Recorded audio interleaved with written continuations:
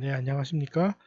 예, 이번 학기에 여러분들하고 같이 비대면 수업으로 병리학 강의를 맡게 될 이원준이라고 합니다.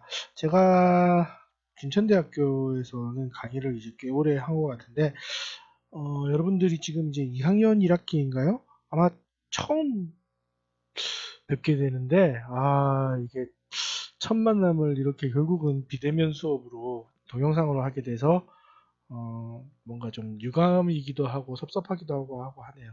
그래서 음, 음, 어떤 제 강의가 어떻게 여러분한테 이게 아무래도 이제 수업이라는 것 자체가 사실은 수업이라는 게 정보의 전달을 목적이지만 인간과 인간의 만남이고 그러다 보니까 그죠, 인간과 인간의 만남이다 보고 그런 만남들은 사실 또 첫인상이 굉장히 중요해요. 그래서 여러분한테 좋은 첫인상을 남기는 것이 첫 시간에 제일 중요한 목적인데 강의로 대신하다 보니까 여러분하고 어떤 이게 인상을 남기게 될지가 참 애매합니다. 어쨌든 여러분 함께 이제 수업을 하게 되었습니다. 여러분들과 함께 음, 병리학에 대해서 이제 강의를 하게 되는데 병리학이라는 학문은 사실 참 어려운 학문이에요. 보통 쉬운 학문이 아니기 때문에 어, 이 대면 수업으로 해도 쉽지가 않은 수업인데 코로나19로 인해 가지고 이렇게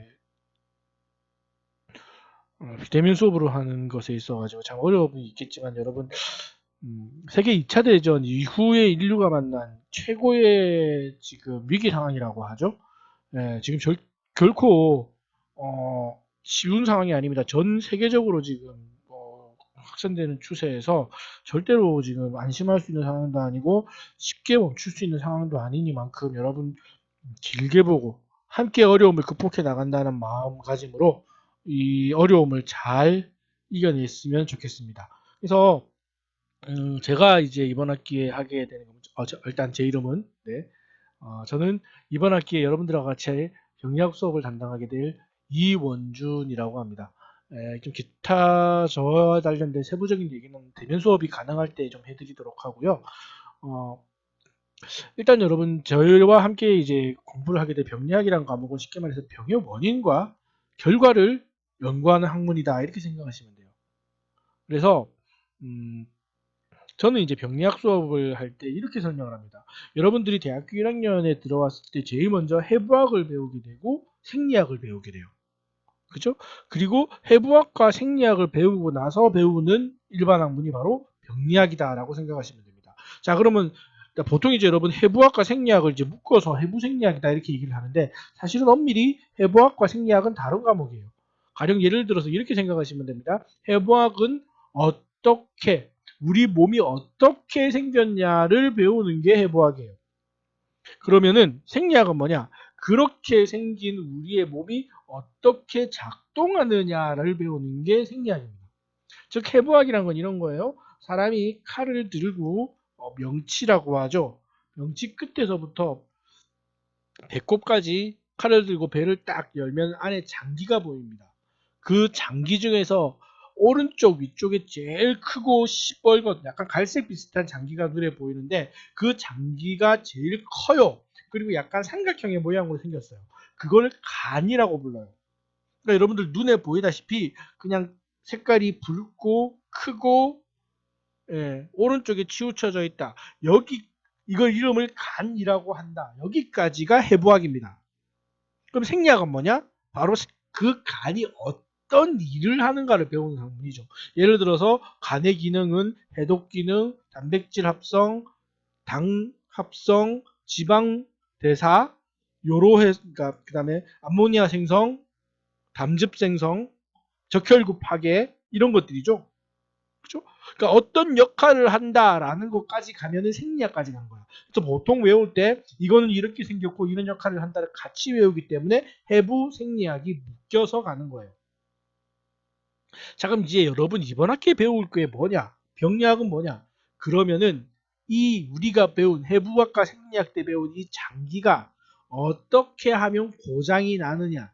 그리고 원인과 결과죠. 이렇게 해서 고장이 나면 어떤 식으로 망가져서 작동하느냐까지 배워야지 병리학이에요. 그래서 굉장히 양이 방대합니다. 가령 예를 들어서 방금 얘기했다시피 몸에 열어보면 오른쪽 위에 제일 큰 장기가 간이, 제일 크고 붉은 색깔을 띠고 있는 장기가 간인데, 이 간의 역할은 독성도 해독하고 단백질도 합성하고 당분도 합성하고 지방대사도 담당하고 암모니아도 합성하고 뭐 이런 역할을 한다. 그런데 이 간에 B형 바이러스라는 바이러스가 침입을 하면 간이 염증이 생기게 되고, 이 간이 염증이 생기게 되면 간이 부어오르면서 간 안에 지방 성분 트리글리세라이드라는 것이 차게 되는 지방 변성이 일어나는데, 지방 변성이 일어나면서 결국 간 섬유화가 진행돼서 간 경변이 일어난다. 간경변이 일어나게 되면 간으로 유입되는 혈액의 양이 충분해지지 않아서 간으로 통하는 포탈베인이라는 문맥이 파열되게 되는데, 이것들을 간문맥 파열이라고 부른다.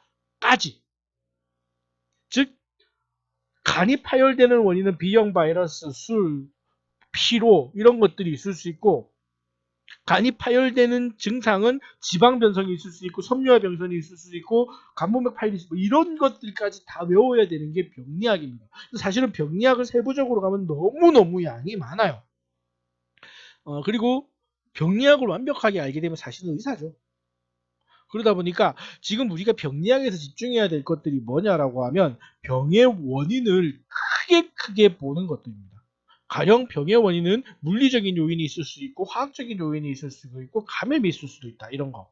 자, 그리고 모든 장기의 병이 아니라 일반적으로 감염이 일어나면 사람의 몸은 이런 식으로 병이 생긴다. 일반적으로 화상이 일어나면 이런 식으로 병이 생긴다. 이런 큰 굵직한 흐름들을 따라가는 것들이 병리학입니다. 그것만 하더라도 양이 굉장히 많아요. 그래서 여러분들, 제가 강조드리고 싶은 것은, 병리학은 해부학과 생리학이 바탕이 되지 않으면 굉장히 힘든 학문이고요. 사실은 반 이상 암기 과목입니다. 그러므로 이건 제가 교만하거나 잘난 척 하려고 이런 얘기를 하는 게 아니라, 병리학은 책을 보고 공부하기가 너무 힘들어요. 그래서 반드시 책을 풀어주는 사람이 필요합니다.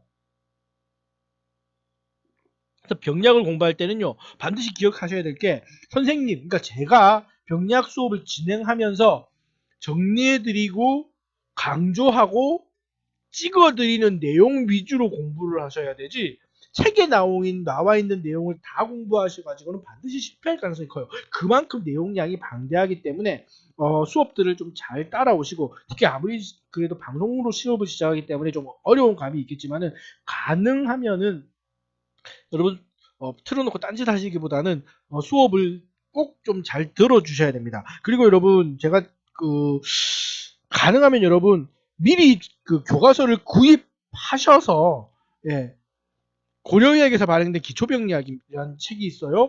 그 교과서를 구입을 하셔서 교과서를 펴놓고 따라오시는 게 사실은 조금 더 여러분한테 이해에 도움이 될 거라고 생각이 됩니다. 자, 그러면은 강의 시작하도록 하겠습니다. 자, 그래서 오늘 여러분이하고 같이 해야 될 내용이 아마 병리학의 개요와 세포학 구조와 기능들.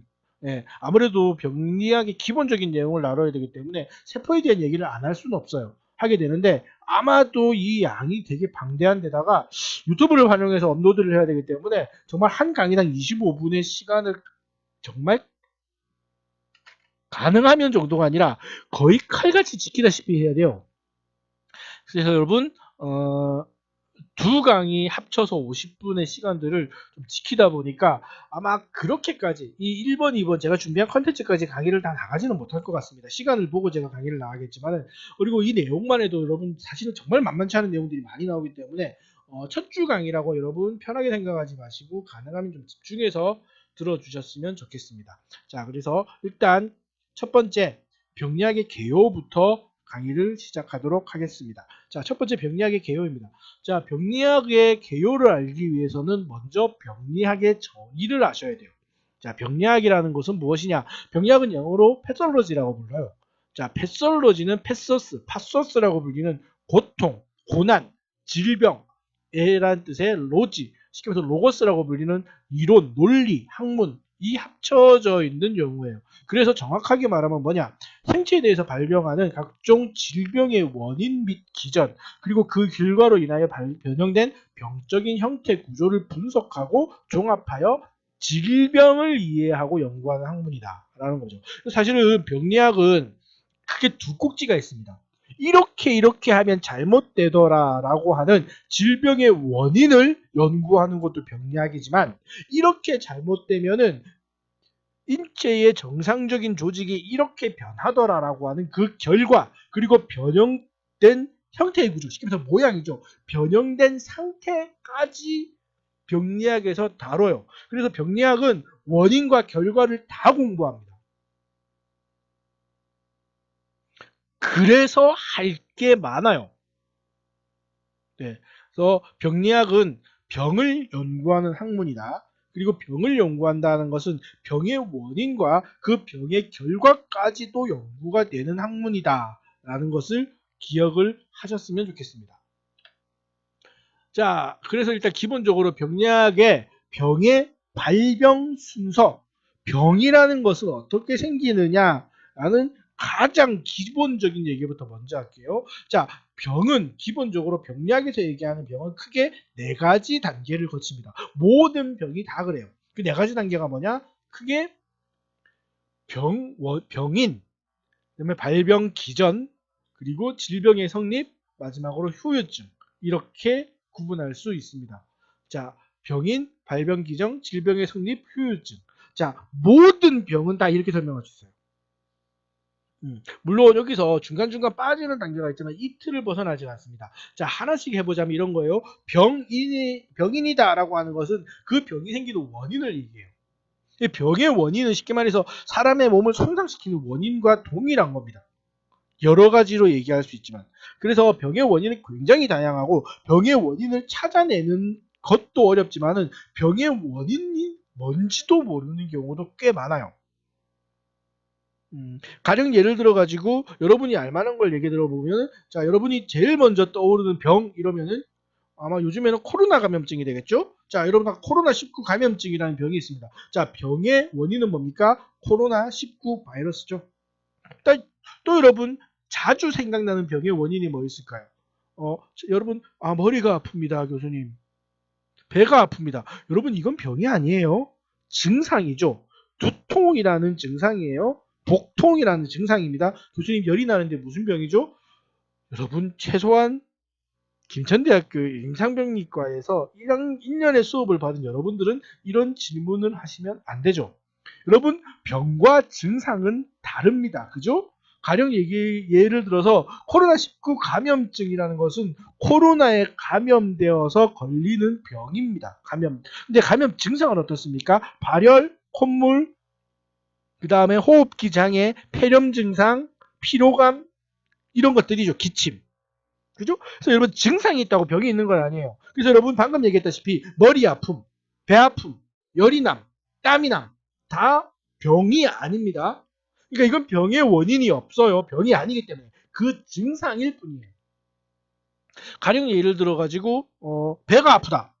근데 배가 아픈데 이 배가 아픈 것이 병 때문이다. 어떤 병? 식중독 때문이다. 그럼 식중독 때문이라면 식중독은 병이 맞겠죠. 푸포이즈닝이라고 병이 맞습니다. 배가 아픈 건 병이 아니지만 식중독은 병이에요. 그럼 식중독의 원인이 뭘까요? 식중독을 일으키는 원인균이 있을 겁니다. 대표적으로 스테필로코커스 아우레우스, 황색포도성구균이 있을 수도 있고, 살모넬라균, 시겔라균, 엔테로박테어, 이런 것들이 있을 수 있고요. 요즘에 식중독을 제일 많이 일으키는 노로바이러스 같은 것도 있을 수 있어요. 그죠? 그것들을 병인이라고 합니다. 식중독이 발생했다, 병원균이 있을 거고요. 코로나가 발생했다, 병원 바이러스가 있을 겁니다. 팔이 부러졌다. 팔이 부러질 만한 물리적인 충격이 있었을 겁니다. 폐암이 걸렸다? 병의 원인이 아마 흡연이라든지 타르 성분, 아니면 간접흡연, 이런 게 있을 수 있겠죠. 간경화가 걸렸다? 간염 바이러스든지 알코올 중독이 있을 수 있습니다. 이거를 병의 원인이라고 불러요. 물론 병의 원인을 모르는 경우도 많습니다. 우울증이 걸렸다? 우울증이라는 건 사실은 병이에요. 이름이 증이라고 되어 있지만 사실은 우울증은 심각한 병 중에 하나입니다. 근데 우울증에 걸렸다? 원인을 몰라요. 정확하게. 고혈압이다. 고혈압도 사실은 증상이죠. 증상이지만은 원인을 몰라요. 당뇨병에 걸렸다. 그죠? 예. 1형 당뇨, 2형 당뇨가 생길 수 있지만 2형 당뇨의 원인은 엄밀히 따지면 찾아 들어가기 굉장히 어려울 수 있어요. 물론 2형 당뇨의 원인은 잘 알려져 있습니다. 예. 인슐린 리셉터가 파괴되는 거죠. 그죠? 치료법이 없어서 문제일 뿐입니다. 가령 이런 것들이에요.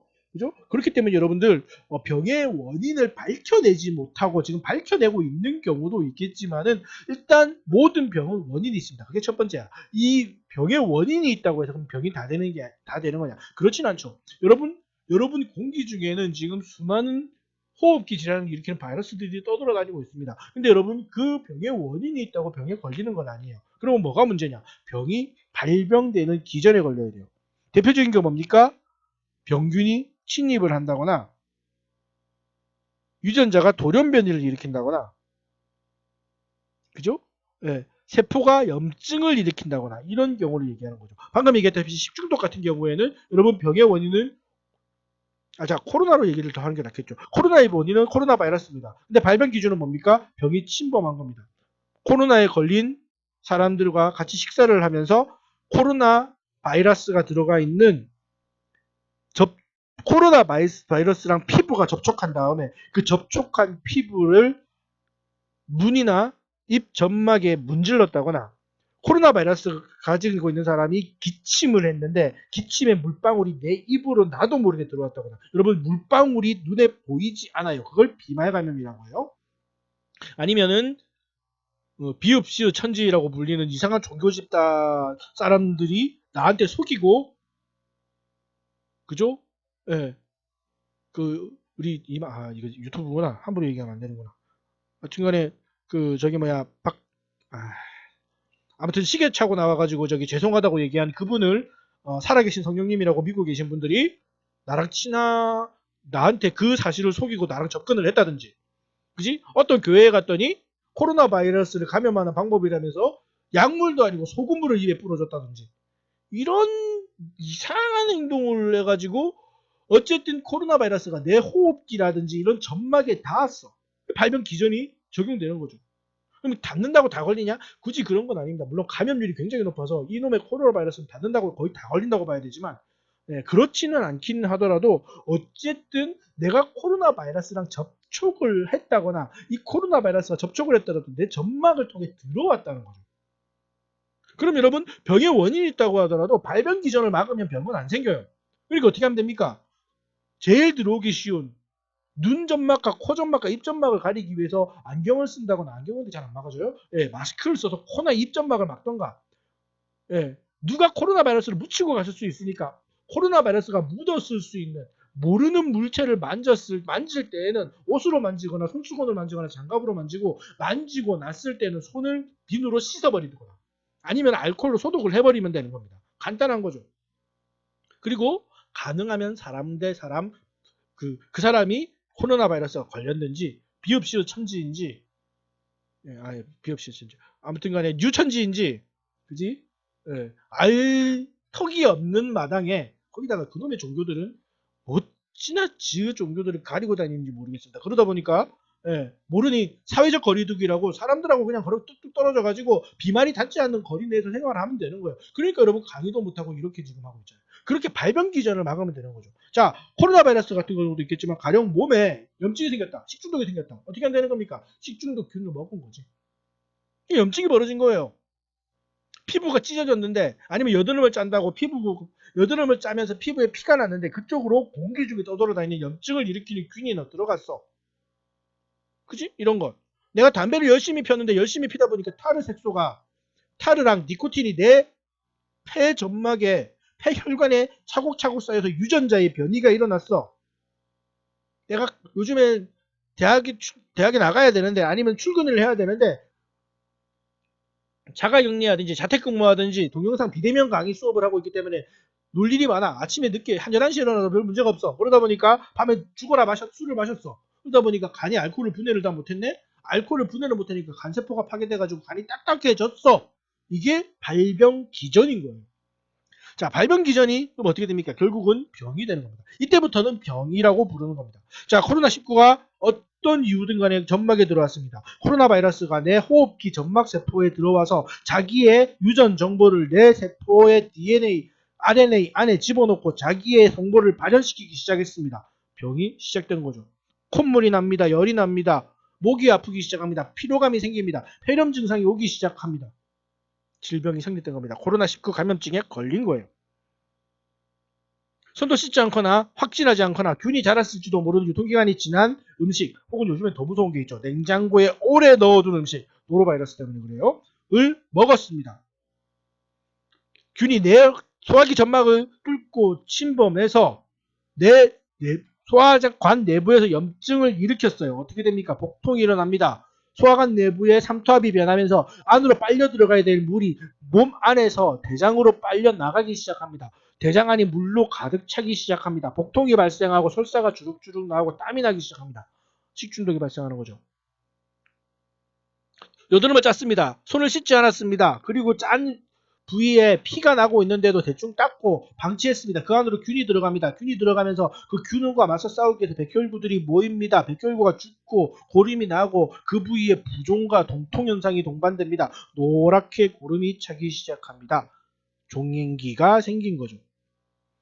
담배를 열심히 폈습니다. 유전 타르와 니코틴이 쌓이면서 혈관 내의 유전자 정보의 변이가 발생하기 시작했습니다. 유전자 변이가 발생하면서 온코진이 칼시노젠이 작동하며 악성 신생물이 발생합니다. 악성 신생물이 점점 자라면서 주변에 있는 양성 조직, 정상 조직들을 파괴하고 자기 쪽으로 혈액을 끌어들이기 시작합니다. 영양분이 다른 쪽으로 가지 못하고 영양분과 혈액 성분이 전부 다 악성 종양 쪽으로 모이기 시작합니다. 뉴트럴 킬러 셀들이 그 세포들을 담당하지 못하게 됩니다. 너무너무 자라서 주변 세포를 죽이고 호흡기를 막습니다. 폐암이 생긴 겁니다. 이제 어떻게 됩니까? 폐암은 번져서 혈관을 탑니다. 온몸으로 퍼져나갑니다. 전이암이 됩니다. 술을 마십니다. 술이 깨지 않아도 또 마십니다. 너무너무 좁았어도 계속 마십니다. 술이 안 깨고 운동도 안 합니다. 간이 술을 분해하다 에라 못 사겠다 이러면서 파업을 합니다. 간이 파업한 위치에는 혈액이 들어가지 않고 지방이 쌓입니다. 지방 변성이죠. 지방 변성이 일어나다 보니까 간이 딱딱해지면서 섬유화가 일어납니다. 간 섬유화가 일어나서 간이 제 역할을 못하고 부종이 발생하고 혈액이 묽어지기 시작하고 복수가 찹니다. 간경화가 온 거죠. 질병이 성립된 겁니다. 그럼 질병이 성립되면 여기서 끝입니까? 물론 치료하면 끝일 수 있습니다. 다만 그 다음 단계가 있습니다. 드디어 질병이 끝을 봅니다. 후유증이죠. 일반적인 질병을 치료하지 않았을 때 최악의 상황으로 빠지면은 그것들이 후유증이 되는 겁니다. 대표적으로 코로나 바이러스의 후유증은 뭡니까? 폐렴이 되어서 보통 호흡기 증상으로 사망하게 됩니다. 여러분, 코로나가 아니더라도 폐렴은 아직까지 인간을 죽일 수 있는 몇 안 되는 감염증 중에 하나예요. 굉장히 위험합니다. 거기다가 그 폐렴을 앓고 있는 사람이 고혈압, 당뇨 아니면 나이가 많은 사람들 아니라면 정말 위험할 수 있어요. 그래서 위험한 거야. 코로나 자체에서 여러분 자가격리를 지키고 잘 치료받고, 물론 코로나 바이러스를 직접적으로 치료하는 약이 없다고 하더라도 인간의 면역력을 믿으면서 대증적인 요법으로 증상을 완화시키면서 치료했을 때 나았게 되면 상관이 없지만 그것들을 방치한다거나 제대로 제때 치료하지 않으면 폐렴이 되어서 사망하게 됩니다. 식중독도 마찬가지예요. 그렇게 가만 놔두면 되지만 식중독을 계속 놔뒀다. 여러분 탈수 증상으로 아니면 장출혈 증상으로, 그러니까 결국은 단순 식중독에서 장출혈, 장 점막이 파괴되고 장의 상투압에서 물이 몰려나고 드디어 피가 몰려나오면서 사망하게 되죠. 단순한 종기도 마찬가지입니다. 손으로 더러운 손으로 종양을 짰어. 병의 원인인 스트레토코커스, 종기의 원인이 되는, 고름의 원인이 되는 균이 침범했습니다. 염증이 생겼습니다. 발병기 전이죠. 그리고 결국은 거기에 동통, 부종, 고름이 생겨서 질병이 생겼습니다. 계속 놔두면요, 그 부위가 썩어 들어가거나 폐혈증이죠. 폐혈증이 일어나서 죽게 될 겁니다. 암도 마찬가지죠. 전이암으로 가게 되면 결국은 혈액 죽게 되죠. 이렇게 결국은 심각한 후유 증상을 남기게 되는 것들을 바로 마지막 질병 성립의 네 번째 단계다라고 보시면 될 것 같아요. 그래서 질병의 네 가지 단계, 기본적으로 굉장히 중요한 개념이기 때문에 여러분 각각이 어느 단계에 해당되는지도 기억을 해두셔야 되고요. 어떤 것들인지도 기억을 해두시는 게 좋을 것 같아요. 자, 그 다음에 나오는 게 이제 세포 손상의 개념입니다.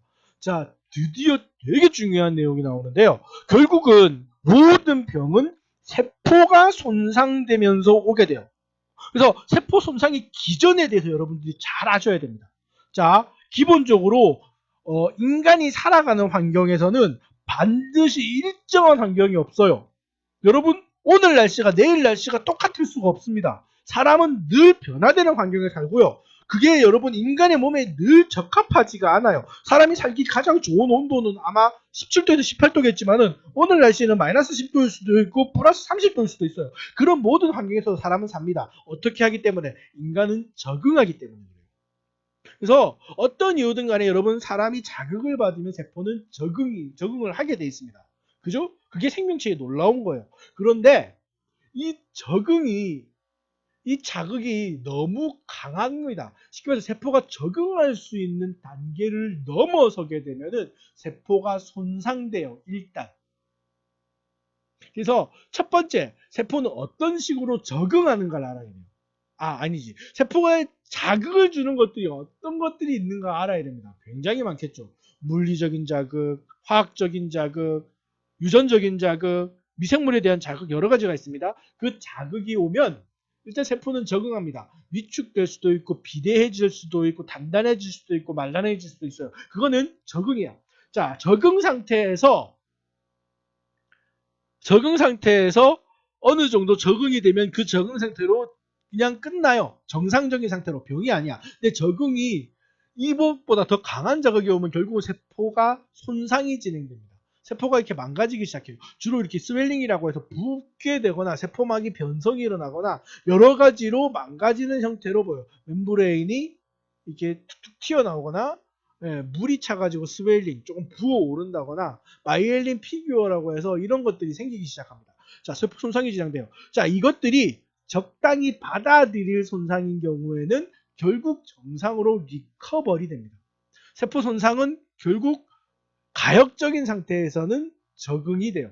노멀셀로 다시 돌아갑니다. 그런데 이 자극이 너무 강해서 정말 심각할 정도로 비가역적 손상이 오게 되면 세포는 죽게 돼요. 그걸 네크로시스라고 부릅니다. 하필이면 이게 이렇게 돼 있네요.